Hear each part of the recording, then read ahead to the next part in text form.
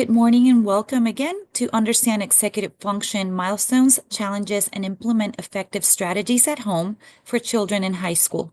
We want to welcome Ashley Lotfabadi, Scott Edmonds, Trish Palmer, Ernest Asante, and Cari Percoraro. They are behavior intervention teachers from Fairfax County Public Schools Behavior Intervention Services. Behavior Intervention Services provides behavioral intervention and support for students receiving general education and/or special education in grades pre-K through 12. Behavior intervention teachers are assigned to each pyramid and work closely to collaborate with the administrators and staff to develop systematic plans for behavior. So now I'll pass it to them. Thank you. Thanks, Nadia. We'll go ahead and introduce ourselves. My name is Ashley Lotfabadi. I'm a behavior intervention teacher that supports part of the Oakton Pyramid. Good morning. My name is Hi. Patricia Palmer, and I am the behavior intervention teacher for Herndon, Rachel Carson, and Forest Edge. Hi, I'm Cari Pecoraro. I'm the behavior intervention teacher for the Lake Braddock Pyramid, Thomas Jefferson, and Columbia Elementary. Scott Edmonds, behavior intervention teacher. I support schools in Region 3 and Region 6. How you doing? I'm Ernest Asante, behavior intervention teacher for the Mount Vernon Pyramid. Thank you all. So today we wanted to introduce you to our fourth session in this series. The series has been broken down by age groups, targeting strategies and developmental milestones for each group. And today we're going to focus on students in high school. We've already completed our elementary and middle school parts of this series, and those recordings are available through the Family Resource Center. Today, we're diving into the concept of executive function, which plays a critical role in a teen's development and learning. Our agenda will cover what executive function is, how it impacts behavior, and specific skills like working memory, metacognition, goal-directed persistence, goal-directed attention and focus, and cognitive flexibility. We'll touch on strategies to support children, including modifying the environment, teaching skills directly, and providing motivation and reinforcement. By the end, you'll leave with actionable steps to help foster executive function in your teen. So let's get started. Executive function skills are essential for managing all the information, tasks, and decisions we face every day. For teens, these skills are still developing, and it's normal for them to face challenges in one or more areas like paying attention, staying organized, or managing emotions. These skills are crucial not just for academic success, but also for good behavior habits and healthy relationships. Today, we'll talk about how to recognize where your students might struggle and explore strategies to help them grow in these areas.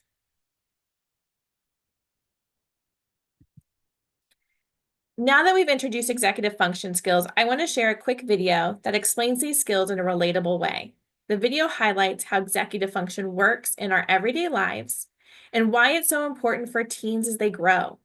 Let's focus together on the examples given, as they'll help you better understand how these skills impact your child's ability to learn, manage emotions, and complete tasks. This video provides a great overview of how executive functions develop and why it's such an important part of a teen's growth. You might have noticed some of the skills or challenges they describe that seem familiar based on your teen's experience. I know I see a lot of that in my own morning routine with my children. And as we continue, we'll discuss how to recognize signs of underdeveloped skills and explore practical strategies to support your child's development in these areas.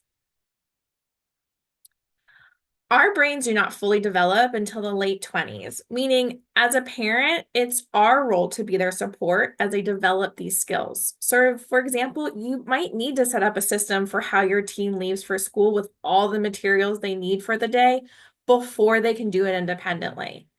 And even when our brain is fully developed, that doesn't mean our brain isn't flexible. Executive function strategies are skills that we can all learn no matter what our age or abilities.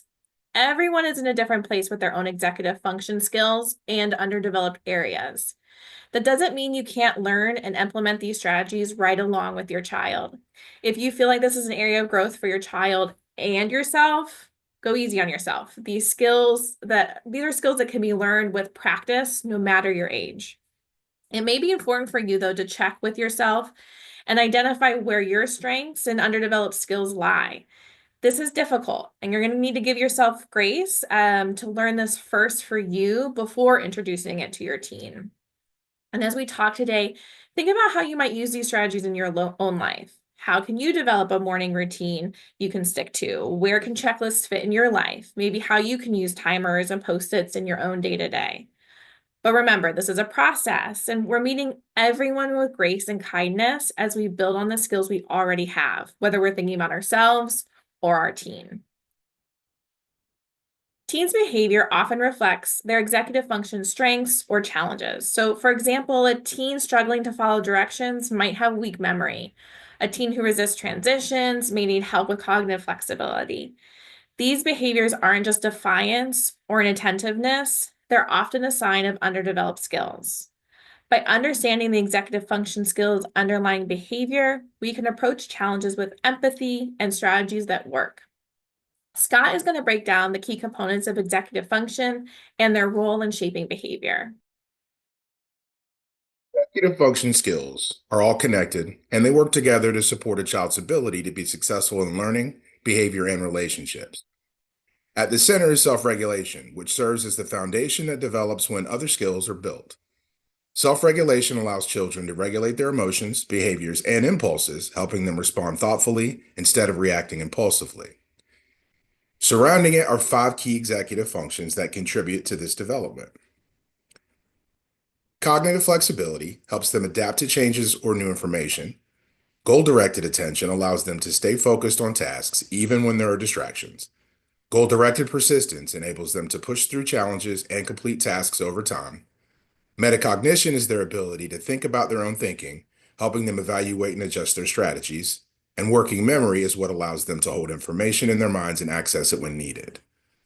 By supporting all these skills, we help children build strong self-regulation and independence over time. Self-regulation is one of the most visible executive function skills, and it's often the one we focus on the most when supporting teens. However, what's important to understand is that self-control doesn't develop in isolation. It's the result of these other executive functions working together. Before teens can demonstrate age-appropriate self-regulation, they need these foundational skills. By strengthening those foundational skills first, we set teens up to demonstrate better self-regulation in their everyday lives. Working memory is the ability to hold information in their minds and access it when needed. For teens, this might look like keeping track of their belongings in multiple environments, having ways to remember important things like lists or notes. Working memory is essential for following multi-step directions and staying engaged in learning activities. When children struggle with working memory, you might notice they forget what was just said or lose track of tasks. We'll discuss ways to support and build these skills to set your child up for success. One strategy you might use could be visual cues, like the one presented on the screen. This one was created on the free website Canva. You can also just make a simple written note on a piece of paper by the door to remind us what we need to bring, or develop cues like setting up reminders on their phone to remind them when to get gas. You might need to check for understanding of what was just said to make sure they understand.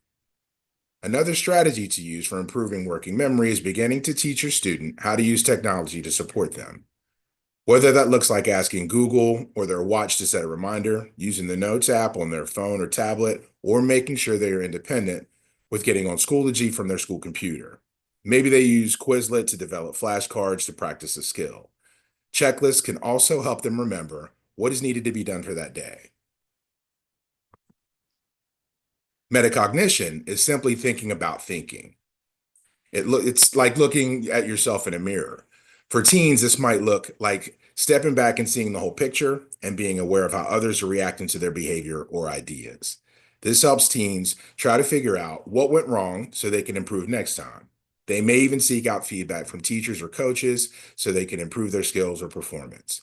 For example, when a teen recognizes when they're failing, they can then think about what they should do next or may seek out some feedback. Developing metacognitive skills supports problem solving, emotional intelligence, and decision making. When we are looking at how to support metacognition at home, we might consider thinking about thinking. One way you can talk about thinking is by modeling your own problem-solving strategies out loud. As you plan for dinners for the week, you might voice what you're doing out loud.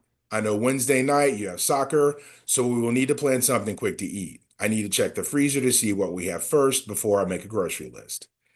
Anytime we see that our teen is reflecting on their actions or a situation that occurred, we should celebrate, name, and acknowledge what they're doing. You might even consider a time of the day where you can identify a glow or a successful part of their day, or a grow, which is part of their day that wasn't as successful of an area that they may need to grow in. You might do this where everyone shares at the dinner table, in the car, or as you say goodnight. As they begin to set longer-term goals and begin to think past tomorrow, you might need to support them with planning ahead for things like seasonal sports, elective choices, knowing what seasons might be more challenging with responsibilities, or preparation for transition into adulthood. Goal-directed persistence is the ability to keep working toward a goal when challenges arise. For teens, this may be focusing on achieving long-term goals, such as getting a solo in a dance recital, or keeping the end goal in mind despite some obstacles. Students may need to plan and also wait when it comes to achieving their goal. This is not easy, but that is where their patience, resilience, and perseverance comes into play. These things are teachable and easily modeled in our own daily interactions. If this skill is underdeveloped, you may notice kids give up easily or become distracted. They may have a fixed mindset and say things like, "I'm no good at this," or "I'm a failure." Goal-directed persistence can be displaying persistence in many different ways, whether it's a task that needs to get done immediately or a longer-range goal. These are great opportunities to practice some strategies around goal-directed persistence.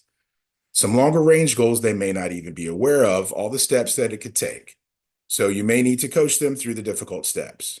This might look like supporting your student through college or job applications, how to break down the application process into more manageable tasks, and teach them to take motivating breaks after each chunk. I can check Instagram after I finish this short answer. Some tasks may be non-preferred tasks. Think about how to make the task relevant to them or their future. They may not care whether or not the dishes are cleaned, but they may be motivated by access to the car or getting to go out that night. Another example, maybe even you sit down to play a game with them or overhear them playing with their friends. This would be an opportunity to see how they do when their plan gets derailed or they're behind on points. This is a great time to look at some complex games and support them with problem solving. Later today, we will give you some suggestions on different types of games or activities you can do with your child. Goal-directed attention and focus allows us to stay focused on tasks even when there are distractions in our environment. For example, for teens, this means maintaining attention in class, working on homework and completing chores. Some distractions that occur include using social media, talking to friends, distractions by siblings, and wanting to engage in preferred activities. In order to develop sustained attention, there are various strategies that can be used, such as incentive-based plans, offering praise, using self-monitoring tools, and providing supervision. Providing supervision allows you as a parent, with the teen's approval, to check in with them periodically to ensure they are minimizing distractions. The ability to sustain concentration in order to think, listen, or watch with interest can be supported through use of visuals, whether a timer, sticky note, or what they need to prioritize, such as must do, can do, want to do. The must do are the things that need to get done in this work session, while the can do's are longer term tasks or things that have started or that they have started. A want to do are the things that might be on their list to get done, but are not a priority, like maybe finishing an art project that they brought home from school. Visuals provide a concrete representation of tasks, timeframes, and upcoming activities. Having a designated space allows your student to maximize their focus and productivity. This place may include things that have identified support that you've identified to support them to focus, such as having a box of fidgets, visual timers, wobbly chairs, listening to music, or noise-canceling headphones. You also consider what things might need to be removed, like the phone or tablet, other siblings if possible, TV, or other distractions. Check in with your student to find out what works best for them, and play around to find what works and doesn't work. It may not be the same for each work task. What they may need for a reading assignment may be different than what they need for a math assignment.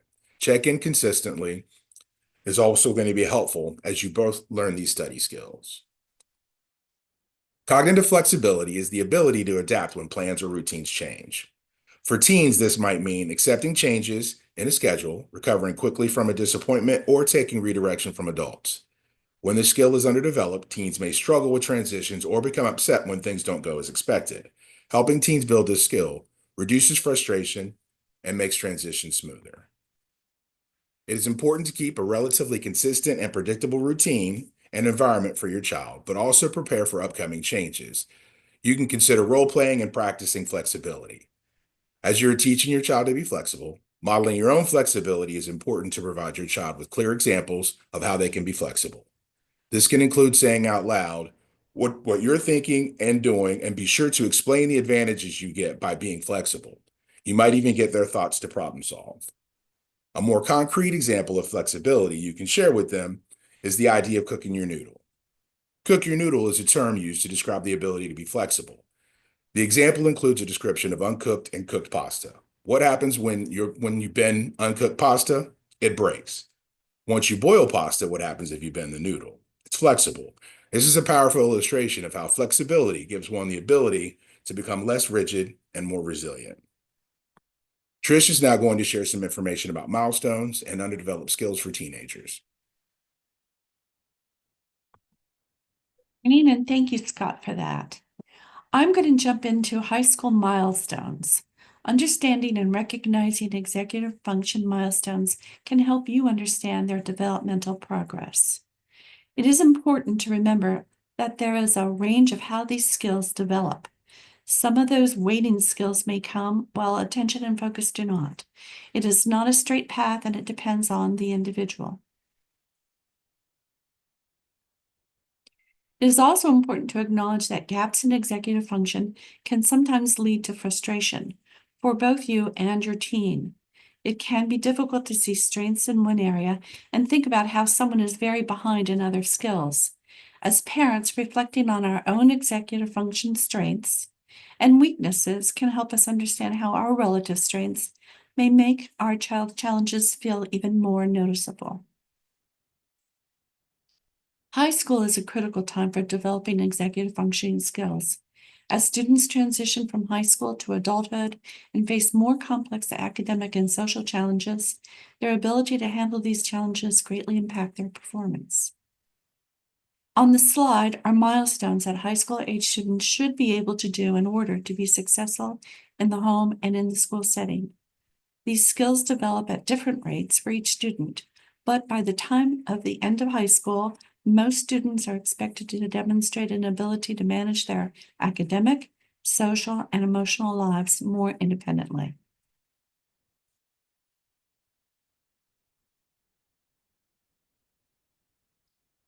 Going along with the milestones, we have also listed underdeveloped skills to look out for.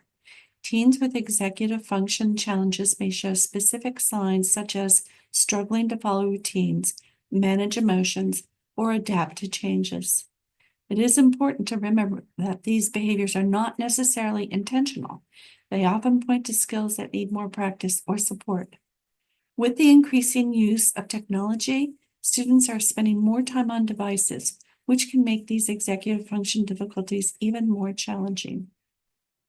Technology has been seen to create distractions, disrupt routines, and even delay the development of essential skills like attention and self-regulation.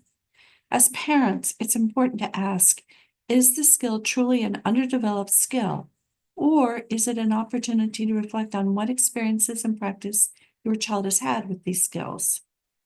You should only consider it a dysfunction or a deficit if these skills have been taught and practiced over time and your student is still struggling. When we approach these challenges with empathy, we can see them as opportunities to teach and guide our teens rather than simply viewing them as problems to correct.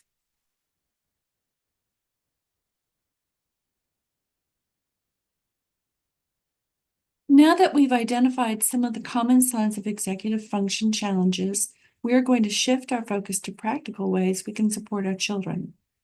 Understanding the challenges is just the first step. The next step is figuring out how we can help them develop these essential skills. This is where strategies like modifying the environment, teaching the skills directly, using motivation and reinforcement, and gradually fading supports come in. Each of these approaches provides different ways to empower your child, reduce frustration, and help them succeed. In the next few slides, we'll dive deeper into each of these strategies to give you practical tools for supporting your child's growth in executive function.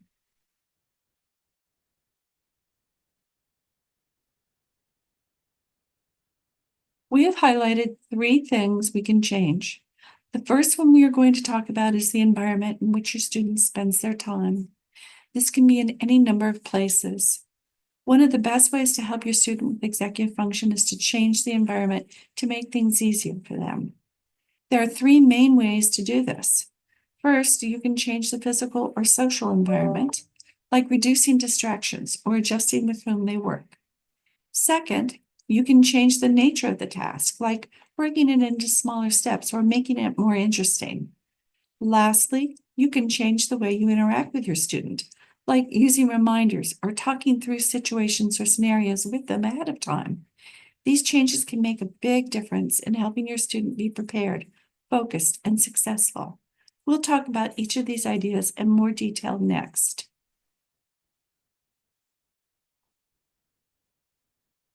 First, changing the physical and social environment is a powerful strategy for supporting your students' executive function development. Our students are so much more accessible to us than ever before. We can access our teens through their phone, for example, when they are out with friends, on their way to school, on their way home, or at practice. This communication is a huge way to change their environment and access to you as their support. Work with your student to create clearly defined workspaces as well as reducing distractions. Have your student choose a consistent place to work, whether it be a desk, a kitchen table, or a bed. And remember, everyone learns differently. And during work time, have your student put technology on Do Not Disturb. Second, changing the nature of a task can help make it more manageable for your student, especially if they struggle with staying focused or completing tasks. One simple way to do this is by making the task shorter, breaking it down into smaller, more achievable steps. Building in frequent breaks allows your student to rest and reset, which can improve their focus when they return to the task. Another strategy is to suggest to your students something they can look forward to once the task is completed, like a reward or a fun activity they have planned. Helping them make the steps more direct and creating a clear schedule helps your student know exactly what to do next, reducing confusion. Allow your child to determine and use their own methods for learning. This builds their autonomy or the ability for the teen to navigate their own self. It may take a few attempts to find out what exactly works. It may take some trial and error. And while it may not be how you would do it, if it is getting done right, then let them do what works for them.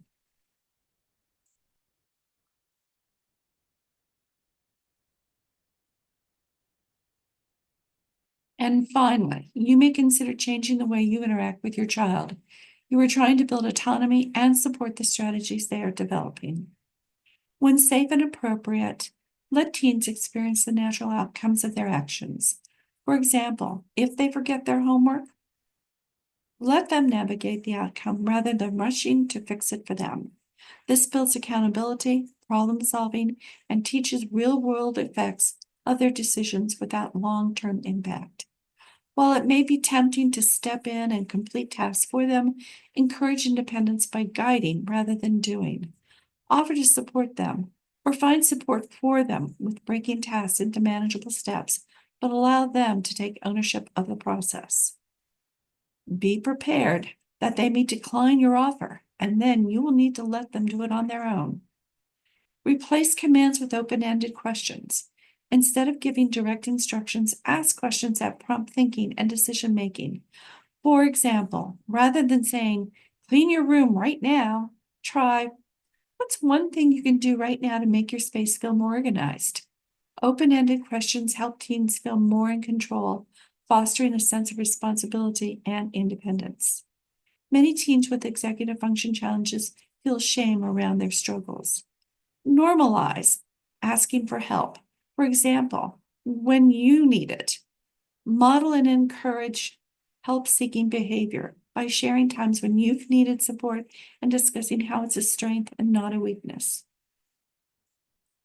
Provide options for tackling a challenge, but let them decide which tools works best. This builds self-awareness and helps them develop personalized problem-solving techniques.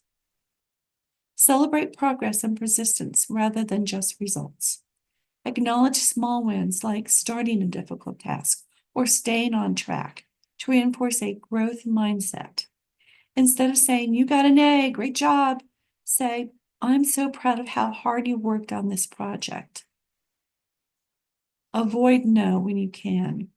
Instead of shutting down requests, guide them towards solutions.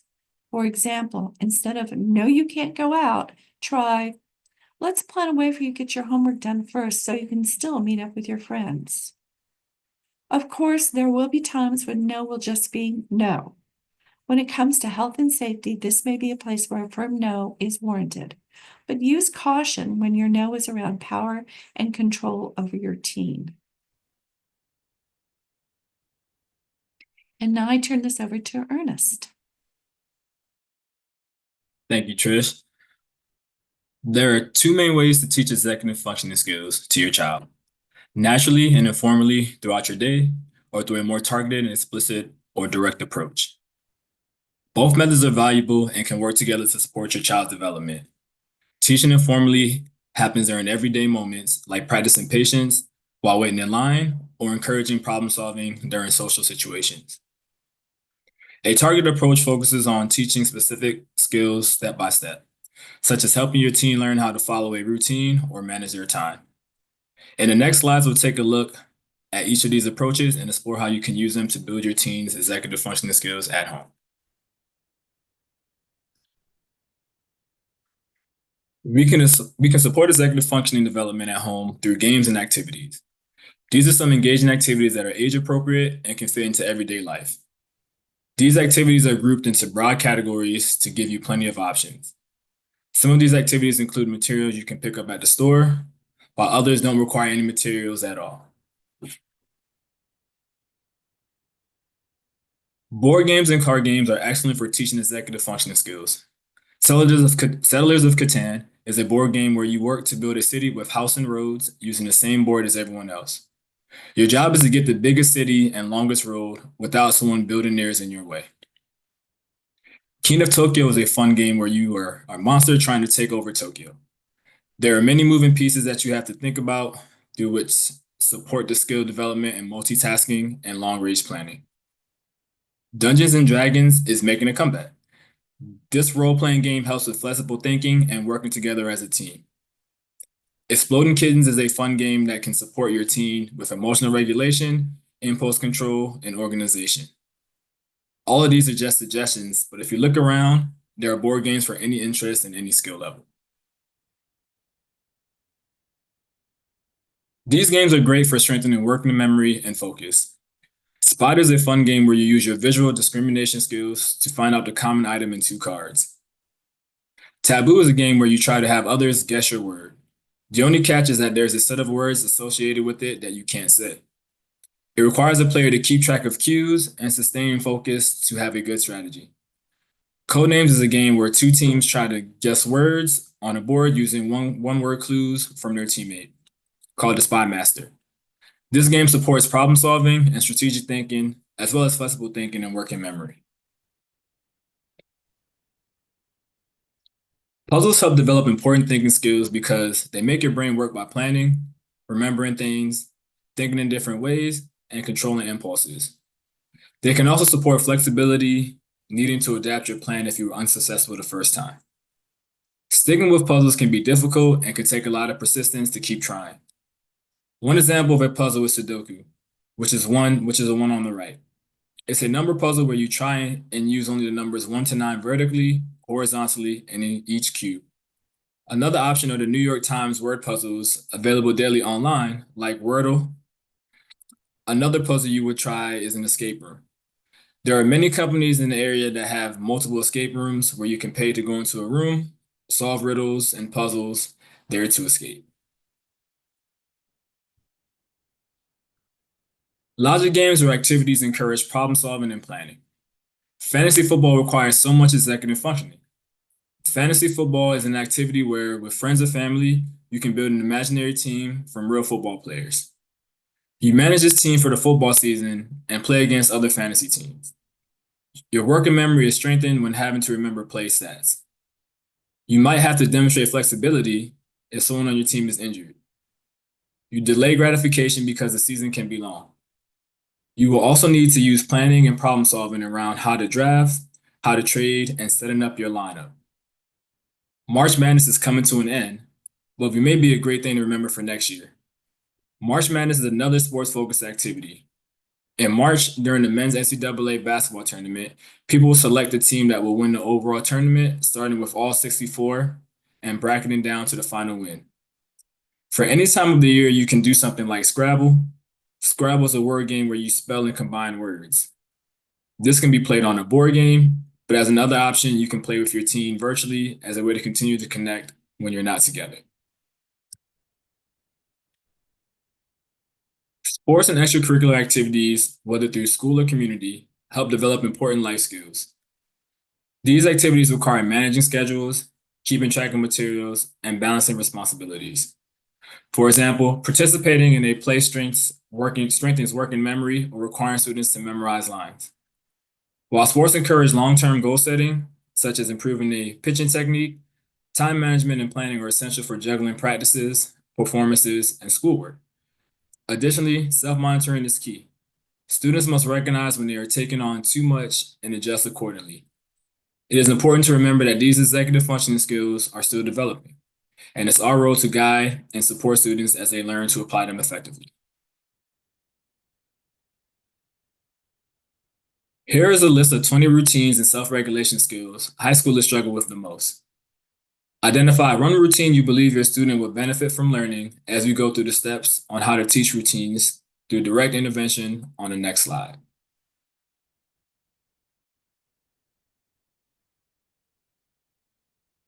To directly teach your child's executive functioning skills, start by identifying a specific skill or skills that need attention. For example, if your child struggles with completing school assignments, the first step is to pinpoint exactly where they are getting stuck, whether it's getting started, organizing materials, or managing distractions. Next, set a clear and realistic goal, like I can complete school assignments without reminders and distractions. Then break the goal down into manageable steps, such as check the syllabus, prioritize tasks around other obligations, use a digital calendar to plan out when I'm working, and use rubrics to set self-check. At first, you'll need to support them by checking in, helping them set up their workspace, and providing reminders. As they follow the steps, over time, gradually reduce supervision by encouraging them to set their own reminders or checking with a teacher when needed. As you identify the undeveloped skill and set goals, this may be a good time to include their teachers, school counselors, or case manager if they have a 504 or IEP. Sharing what you're working on at home can help ensure consistent strategies are used at school. When developing strategies to support your child's executive functioning, it's important to consider their age and stage of development. High schoolers may still need guidance to utilize tools like timers, planners, and checklists more independently. They may also need strategies to break down long-term projects, managing multiple assignments, and prioritizing tasks. Providing structure while gradually increasing independence will help them build these critical life skills over time. Remember, our job is to help them reflect on strategies they put in place.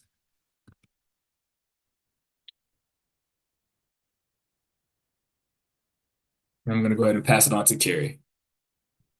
Thank you. We're going to start with building emotional control and flexibility.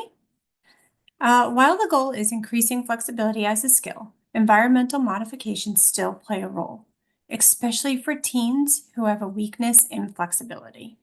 Many teens struggle with sudden changes, and when they fail, they might feel overwhelmed if they weren't expecting the challenge. Giving advance notice about potential difficulties can help them mentally prepare and approach setbacks with a problem-solving mindset. For example, if your child is about to participate in a science fair, let them know ahead of time that experiments don't always work the first time and that mistakes are a part of the learning process. This way, they won't be completely discouraged if their project doesn't go as planned. Predictability provides a sense of security, making it easier for teens to handle failure. When they have a structured environment, setbacks feel more like manageable bumps in the road rather than overwhelming obstacles. For example, if your child is struggling with a difficult subject, maintaining a consistent study schedule helps them see improvement over time. If they fail a test and don't have studying as part of their daily routine, the extra practice may feel more like a punishment rather than an opportunity to build their skills. When teens encounter failure, they often don't know how to respond appropriately. A mental script can give them a framework for bouncing back instead of shutting down. For example, if your child gets cut from a sports team, help them prepare a response for their emotion and social interactions. Instead of reacting with anger or avoidance, they can say, I didn't make the team yet, but I'm going to keep practicing and try again next year. The word yet is powerful. If teens can foresee potential difficulties, they'll be less likely to feel blindsided by failure and more likely to use problem-solving skills. For example, before a big presentation, talk through possible challenges like forgetting a line or stumbling over words. If they anticipate these obstacles, they can develop a backup plan and recover smoothly if they make the mistake. Failure can bring about strong emotions, especially for teens who fear embarrassment or judgment. Walking them through difficult situations beforehand helps them manage emotions and build confidence. For example, if your child is nervous about trying out for a play, rehearse different outcomes with them. Talk about what they would do if they forget a line or if they don't get the role that they wanted. Practicing these scenarios helps them build resilience for real-life setbacks. Pick your battles is a phrase that emphasizes the importance of choosing conflicts or issues are worth engaging in or addressing. While structure and limits are important, excessive use of the word no can make teens more resistant to challenges. Allowing safe risks and small failures teaches them to adapt and learn from mistakes. Remembering that as a caregiver, when you say maybe, your teen sees that as a yes and has already committed to the activity. For example, if your child wants to take on a difficult project, instead of saying no, that's too hard, try, that might be a challenge, and I'd love to see how you figure this out. This shift encourages them to take risks and view failure as part of growth rather than something to avoid. We know that managing screen time at home comes with its own challenges. Today, our topic is on executive function skills, rather than specific family rules around technology use, which in itself is a big topic. Technology can be both a helpful tool, but also a challenge when it comes to developing executive function skills in teens. On the positive side, technology provides engaging, interactive ways for teens to practice skills like organization, time management, and even self-regulation through educational apps and games. However, excessive screen time can also have a negative impact, leading to distractions, difficulty with focus, disruptions in routines. For caregivers, modeling your own healthy use of technology is key in teaching teens how to use technology in a balanced way. You may set expectations as a family, such as no phones at the dinner table. By setting clear boundaries around screen time and demonstrating mindful phone usage, caregivers can reinforce healthy use. These healthy tech boundaries not only help teens develop better habits, but can also support teachers who may be struggling with students' use of technology in the classroom. ensuring that kids can focus and engage effectively in both environments. Motivation is essential in helping students develop and apply their executive function skills, especially when it comes to following rules and completing tasks. When students are more motivated, they're more likely to use executive function skills they've already learned, whether it's following directions, waiting, staying organizing, or managing their emotions. For teens, motivation comes from buy-in. Having their voice as part of the conversation may ensure motivation we are giving is actually motivating. Positive reinforcement, such as praise or rewards, not only boost their confidences, but also encourages persistence and effort. Punishment does not teach skill development. It can discourage effort and reduce motivation. Instead, focus on celebrating progress and making tasks enjoyable, whether through fun activities or acknowledging their hard work at the end. A formal system, like earning privileges, to something like delayed curfews or access to the car after completing expectations, can be a great tool. But remember, it's the positive feedback and encouragement that really helps teens see the value of their effort and motivate them to keep going. Knowing when to start fading support is key to helping your teen become independent with routines and executive function skills. In elementary school, you are in the role of manager and your relationship with your child. In middle school, you're a coach. As the coach, our role was to watch and listen for what is happening and to provide positive reinforcement and corrective feedback to support fluency and continued success with the skill. As the student reaches high school age, we transition again to the role of consultant.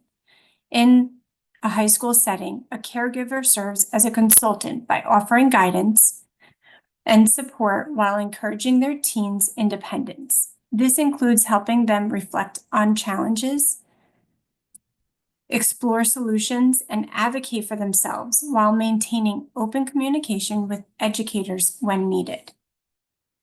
You can begin to fade support when your child consistently completes the task or routine with little to no reminders. Also, when they can recover from mistakes or interruptions on their own, they're ready for less guidance. Finally, when your prompts or cues are no longer necessary and the routine feels like a natural part of their behavior, it's time to step back. These moments show that they've gained the skills and self-reliance needed to handle the task on their own. Fading support is an important step in helping your child build independence with routines and executive function skill. The goal is to gradually remove the support you've put in place as they've grown more confident and capable. Start by reducing how often you give reminders or visuals and allowing them to rely on their own memory and problem-solving skills. Encourage self-monitoring by asking questions like, "What do you think comes next?" instead of providing the answer. Simplify any tools like checklists as they become more comfortable with the task. As they are successful, provide positive reinforcement to boost their confidence and motivation. You may also support them to build their self-motivation where they implement the motivation. Whether they feel proud after completing a difficult task or they save a favorite TV show for after their room is clean. Over time, you can slowly make the tasks more challenging. This helps them to continue to grow without feeling overwhelmed.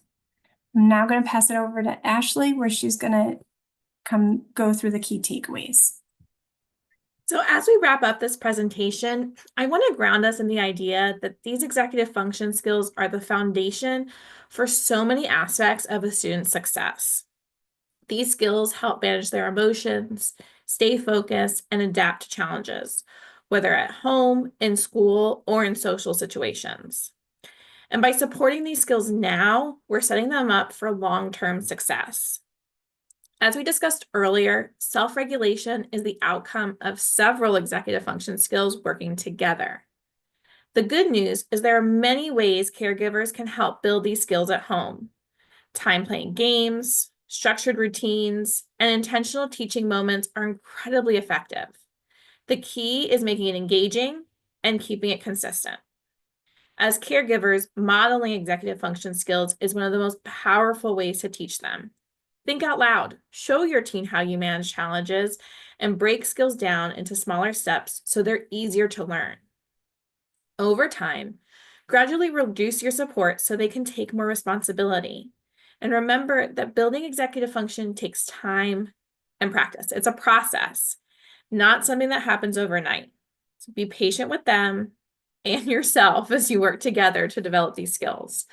Celebrate small successes along the way because they add up to big progress.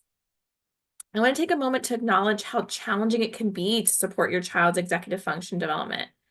Being a caregiver is not easy, and these skills take time, patience, and consistency to build, not just for your child, but for you too.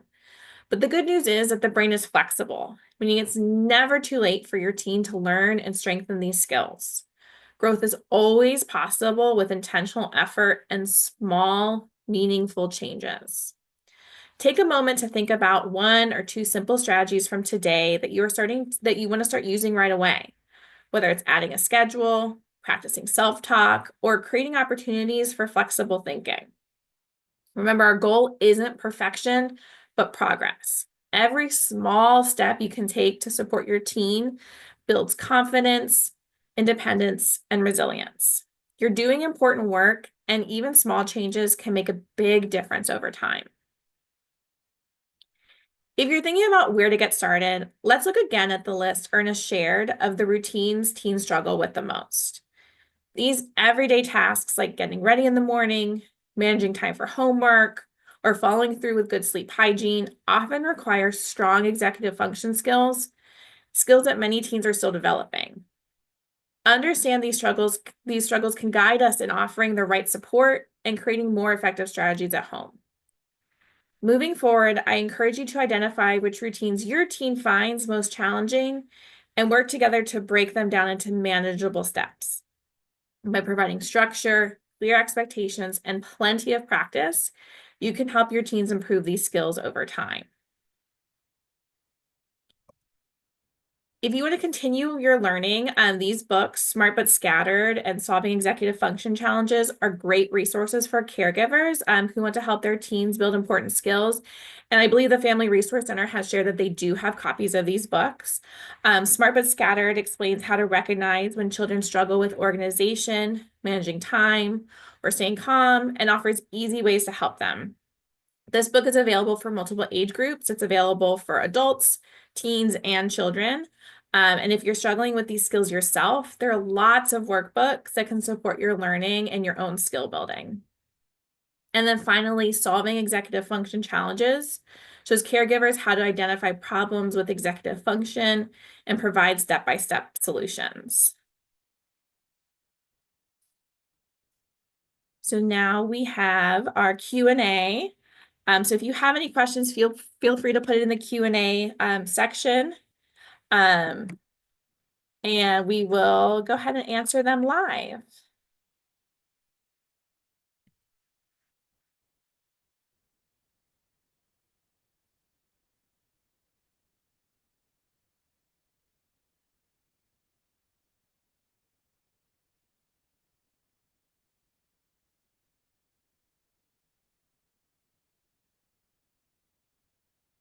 So the question is, the program Unstuck and Untarget available in FCPS schools? So Fairfax County has had the opportunity to be part of the research with Children's National throughout their entire development of the curriculum Unstuck and Untarget.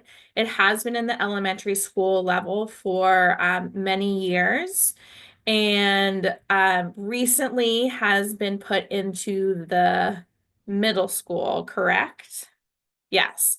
And I'm hopefully within the next year or so, we will also get the high school, the published copy of the high school available. Ashley, may I expand on that? Is Yes, that please. I okay? know our Lori Creighton is here, our program manager. I knew she would have much more up-to-date information about Unstuck and on Target than I do. Nope, Ashley actually just shared perfect information. The good news is that the hope, I should say, is that the high school version will be published prior to the start of the next school year, and we will support the rollout of that within our school system. So that's great news. So we'll have it at the elementary level, the middle, and the high school, hopefully by the start of next school year. And if not, it's because the publisher has it delayed, but as soon as it does become available, we will certainly be supporting the accessibility of that for our schools. Thank you, Lori.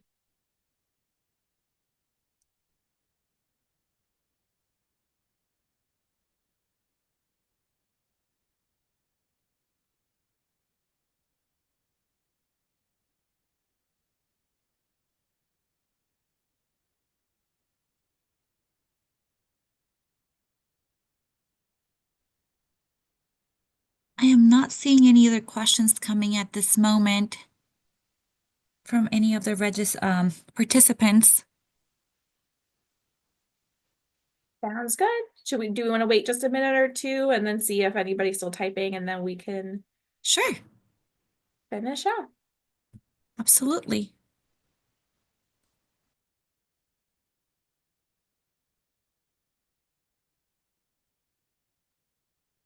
I think there's so much information to take in today that maybe later people will have questions. Is there a way for them to follow up with their questions to us?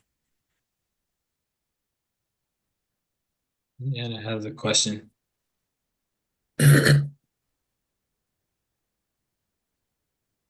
Yeah, Nadia, Anna has her hand raised, and I'm not sure the best way. Let me see if I can unmute her. Is that something that you guys are comfortable with? Okay.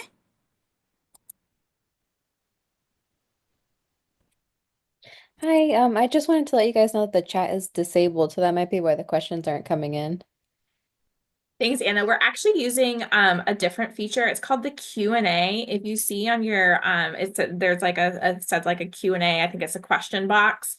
That's the best way to get questions in. So it's a little bit different than using the chat system. It's a little bit easier for us to keep track of the questions that way.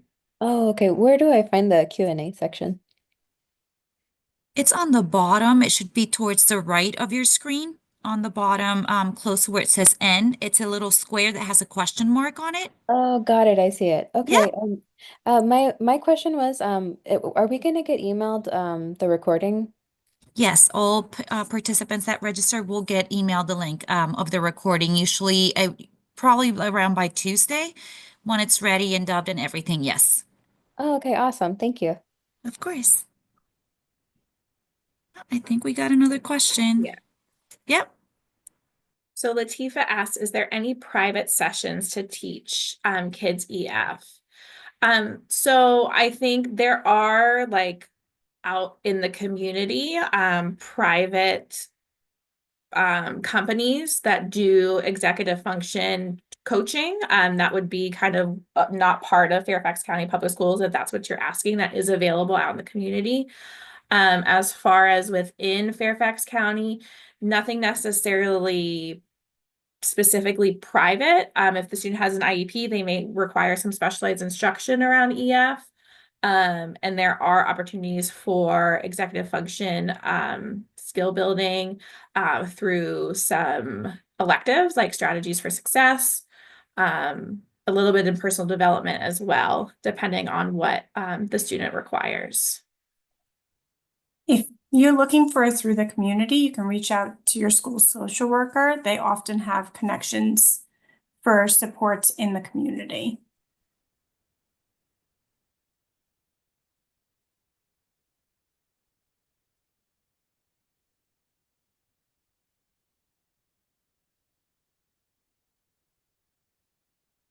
Latifa says, great resources, but parents need coaching to teach their kids. I would really recommend utilizing some of the strategies that we talked about today. It is, I mean, I think we're all struggling with our own executive function skills, and depending on the day, our executive function skills are different. It's kind of something that ebbs and flows. So I think it's kind of getting the opportunity to check in with yourself. And then there are many books and like Carrie said, opportunities in the community if you're looking specifically on how parents can support their child's executive function.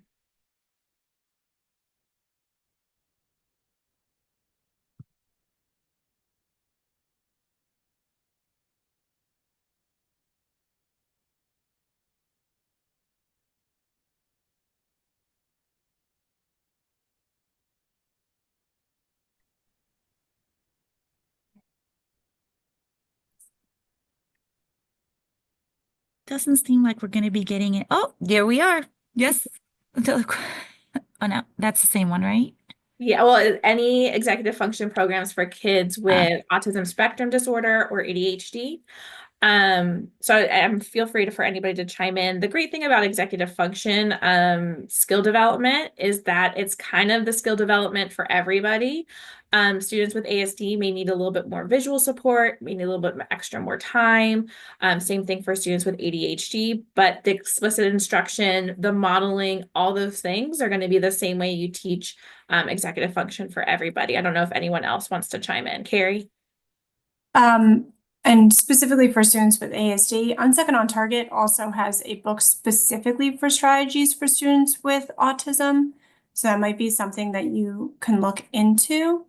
But there are multiple programs, and if you reach out to, if your child has an IEP, you can reach out to your case manager and ask, and they can build that in as well.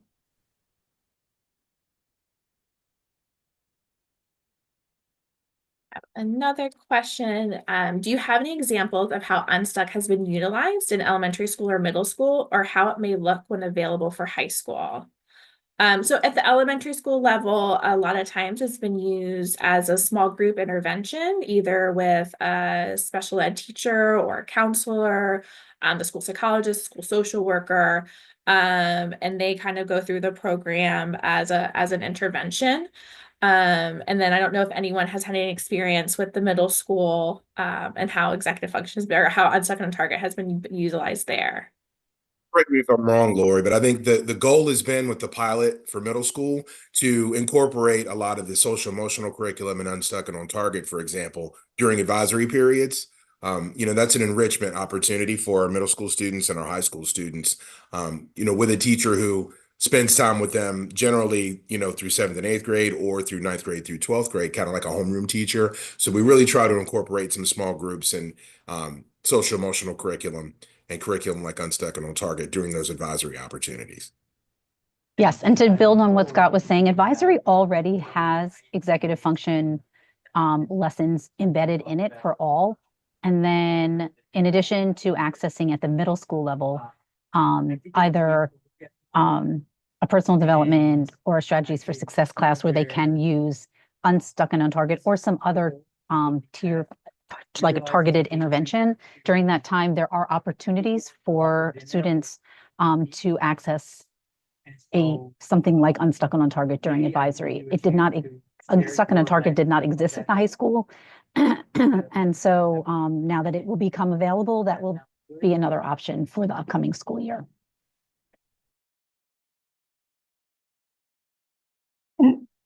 I just wanted to add, it sounds like you want an example. Sometimes it's also how they approach the problem. So I know a lot of my middle school who does it. They're taking from that elementary and they're using some of those key terms and they're using that to then apply to those problems that are age appropriate. So that's kind of how it would grow with them.